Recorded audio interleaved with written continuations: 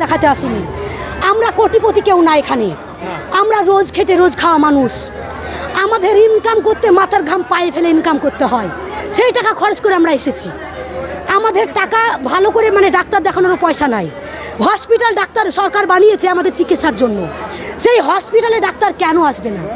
চিকিৎসার অভাব কেন থাকবে?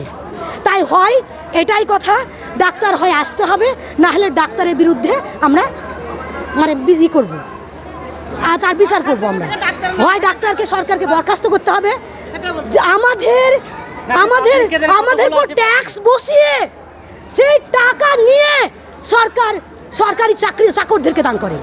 তোরা সরকারের চাকর, আমাদের পাবলিকের গোলাম, আমাদের গোলাম, তাদেরকে মাসের মাস বেতন রেখেছি আমরা। আমরা জল ট্যাক্স, রাস্তার ট্যাক্স, সব ট্যাক্স বহন করছি। করেন না আপনারা ট্যাক্স? ট্যাক্স বহন, সবাই আমরা ট্যাক্স বহন করি। আমার নাম সাদরাতুন বিবি, আমি হরিহরপাড়া থানা থেকে এসেছি। আমরা কি বলবো, ডাক্তার আসেনি। হ্যাঁ, আমরা শুনেন টিকিট দিয়েছে, কাউন্টারে দোষ দিব না, টিকিট দিয়েছে, সিকিউরিটির দোষ দিব না, সিকিউরিটি এসেছে, ডাক্তার কেন আসেনি?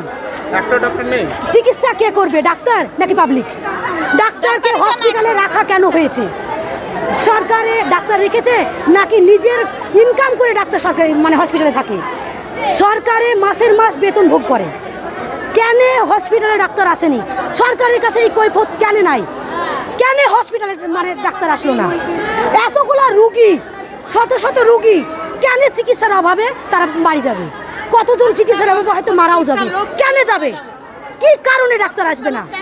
হয় ডাক্তারকে আসতে হবে, আর না হয় ডাক্তারকে বরখাস্ত করতে হবে। হয় ডাক্তার আসতে হবে, নাহলে ডাক্তারকে বরখাস্ত করতে হবে। কারণ আমরা জানবো যে ডাক্তার নাই, আমরা চিকিৎসার অভাবে মারা যাচ্ছি।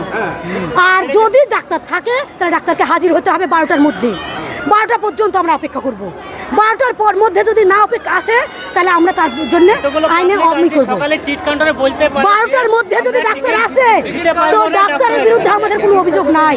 আর 12টা যদি পার হয়ে যায় তারপরে ডাক্তারের জন্য আমরা কেস করবো, ডাক্তারের মানে বিরুদ্ধে আমরা কেস করবো। আচ্ছা, ডাক্তারের বিরুদ্ধে কেস করবো।